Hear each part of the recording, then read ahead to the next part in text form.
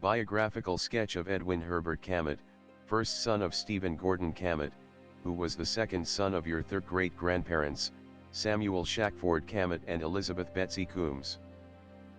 Stephen Gordon Cammett and Miss Sarah Healy, named their firstborn child, Edwin Herbert Cammett, who was born on January 13, 1853, in Amesbury, Massachusetts.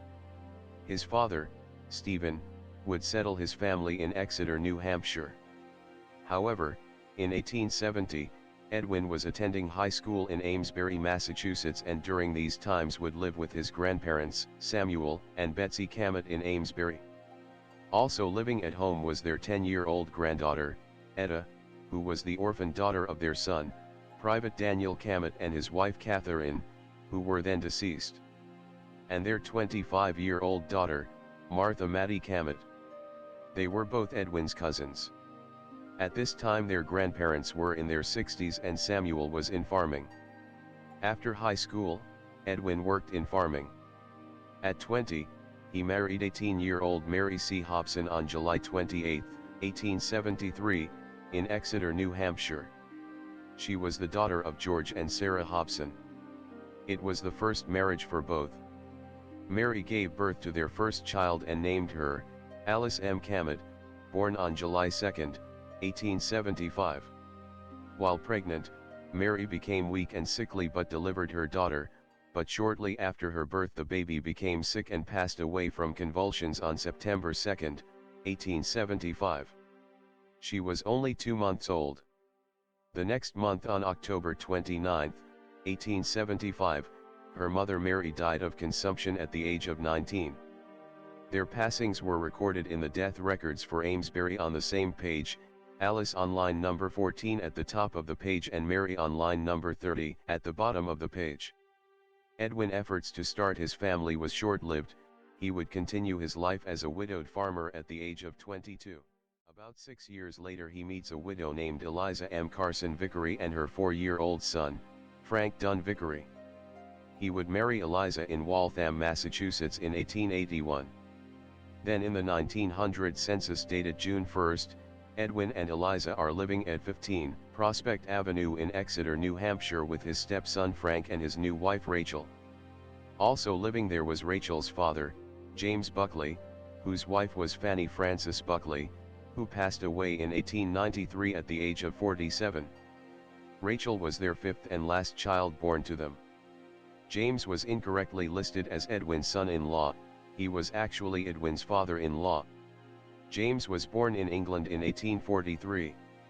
He was listed as an edge trimmer but worked most of his life as a mule skinner and practiced his trade for 30 years. The term skinner was common slang during the time for someone who could skin, or outsmart, the mules into behaving in the way that was needed. The mule skinner used a long whip with which he could, aided by language, take the skin off a mule. The jerk line skinner is in charge of directing the mules with a long, thin rope called a jerk line, which is attached to the animals' harnesses. About the time their 1900 census was taken, James came down with pneumonia, and on June 12 he died of heart failure. James William Buckley was laid to rest with his wife, Fanny, and his 3 sons, James, Seth, and Philip in Exeter Cemetery, in Exeter, New Hampshire. On April 10, 1904, Edwin was informed that his stepson's wife, Rachel's pregnancy ended with a stillborn daughter they named Fanny Vickery. She was buried in Exeter's cemetery. There is no records that Edwin and Eliza ever had any children while they were married. But there is evidence that Eliza did adopt a son named George H. Larrabee. This evidence was uncovered in her obituary, which was published in the Republican Journal on June 4, 1914. Which read, Mrs. Eliza A. Cammett, age 75, wife of Edwin H. Cammett, died May 30 at the Cottage Hospital in Exeter, New Hampshire, after a long illness from Bright's disease. She was born in Belfast, Maine, April 17, 1839.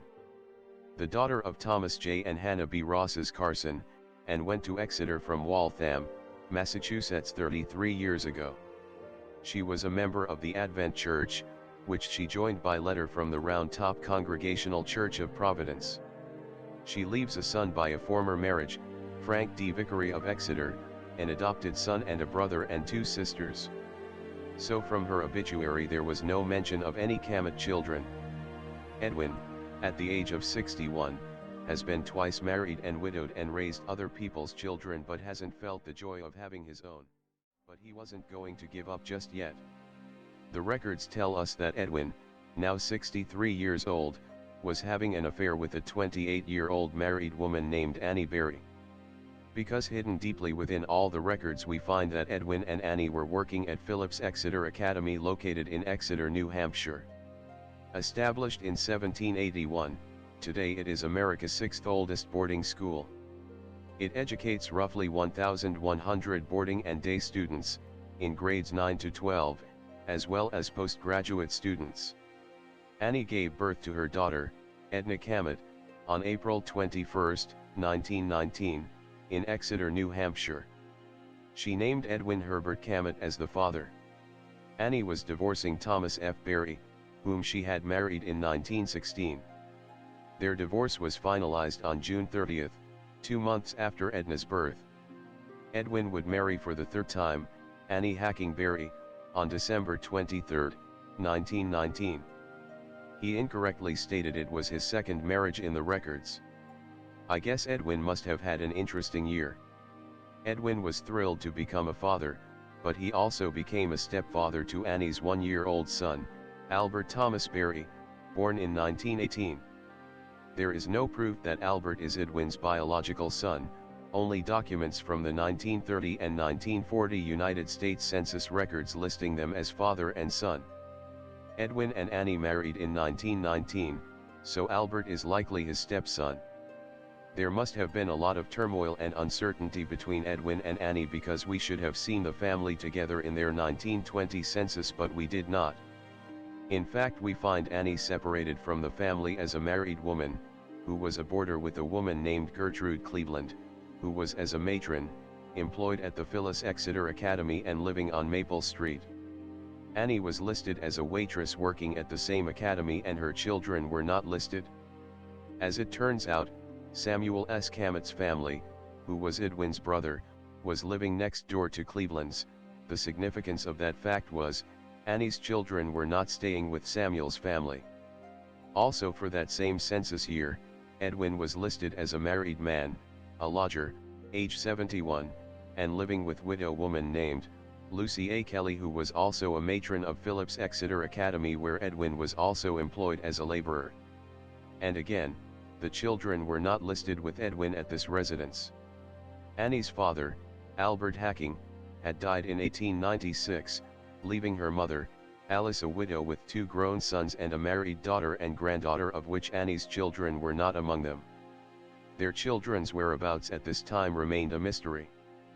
But Edwin and Annie would finally work things out between themselves because on September 15, 1924, their son, Edward Herbert Cammett, was born in Exeter, and their last child, Florence Mattie Cammett, was born on November 9, 1928, in Exeter.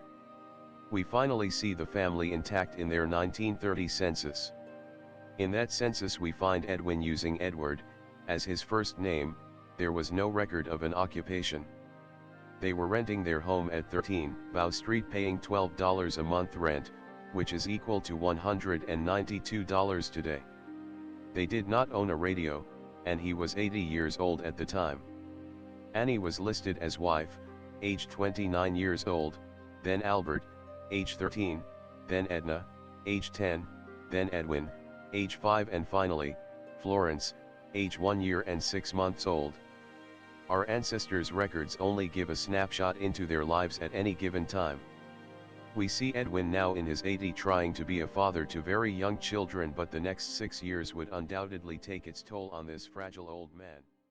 In April of 1933, his son Edward Cammett of Bow Street was seriously injured while riding a bicycle when he collided with an automobile.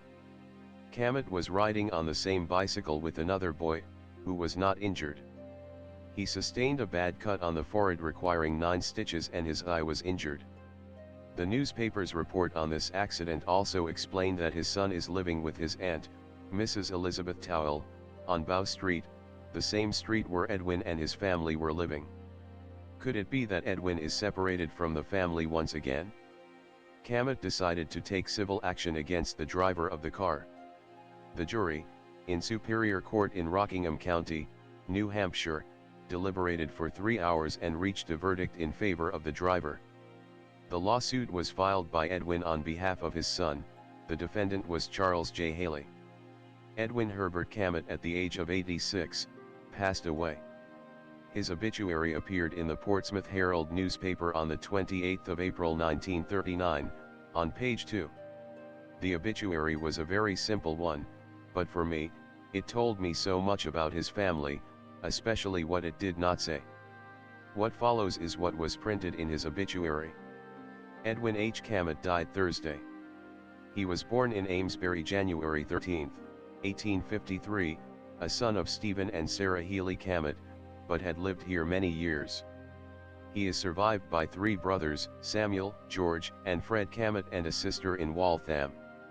Just a thought, no matter who authored his obituary, whether it was his wife's family or the Cammetts, with no objective facts, other than these documents, that revealed Edwin's lifelong struggles to be a husband and father, to have left any mention of his children out of his obituary, left me saddened enough to tell his story. Epilogue. Edwin and Annie's children. After Edwin's death, Annie and the children would move in with her brother, George Hacking, and his family in Lynn, Massachusetts. In the 1940 census we find Annie, now 49 years old, and Edwin, now 15 years old, Florence, now 11 years old, and Albert, age 17, was mentally handicapped, was sent to Laconia State School on or before 1935 and was still an inmate in 1940 at the age of 23. His highest grade completed at that time was first grade level. Where he went after he left that school is a mystery because no other records under his name could be found. The only possibility is he could have changed his last name back to his mother married name of Berry. That possibility paid off. We found an Albert Thomas Berry's World War II draft card which recorded the following information: age 26, birth date, March 12, 1918, birthplace, Stoneham, Massachusetts, residences, Lynn, Massachusetts. Next of kin, Mrs. Annie L. Cammett. Then we found an Albert T. Berry who died in Tewksbury, Massachusetts on November 10, 1996, whose birthday was the same as our Albert Thomas Berry. So the mystery of who Albert was and where he went was finally solved. I believe he ended up at Tewksbury State Hospital. Frank Vickery was Edwin's first stepson. Frank and his wife Rachel, their firstborn was a girl named Fanny. She died at birth in 1904. They would have no other children during their marriage. He passed on March 6, 1940 at the age of 63, Rachel died on March 25, 1954 at the age of 73. They were all laid to rest in the Exeter Cemetery, in Exeter, New Hampshire. His daughter, Edna May Cammett, married twice, first to Emerson Rhodes. From their marriage they would have 3 children. Mr. Rhodes died in 1988 and was buried in Puritan Lawn Memorial Park in Peabody, Massachusetts. She married second, Merritt Thorne. She died September 15, 1998 in Naples, Maine, and was laid to rest with her first husband. Her obituary stated she was born in Exeter, New Hampshire, and was the daughter of Edward and Annie Lyle Cammett. Mr. Thorne, her second husband, died in 2006 and was buried with his first wife at Sebago Lake Village Cemetery. His son, Edward Herbert Cammett, married Patricia Sanborn. Edward relocated his family to San Diego, California. There they had only one child named Edward George Cammett. He died at the age of 26. Edward passed away in 1991, at the age of 86, and his wife in 2017 at the age of 92. They were all buried in Greenwood Memorial Park in San Diego. Edwin's last child, Florence Mattie Cammett, married William Flynn. They had 3 sons. Florence passed away at the age of 77. William at the age of 83. In her obituary it was written, she was the daughter of the late N. Hacking Cammett. Edwin was not mentioned in her obituary. They were both laid to rest in Puritan Lawn Memorial Park in Peabody, Massachusetts. Edwin's second wife, Eliza M. Carson, widow of Anthony Vickery, who was born on April 17, 1839 and died May 30, 1914, was buried in Exeter Cemetery. Also inscribed into her stone was, "Wife of Edwin H. Cammett," which I found very moving, and a sincere sign of much respect for Edwin.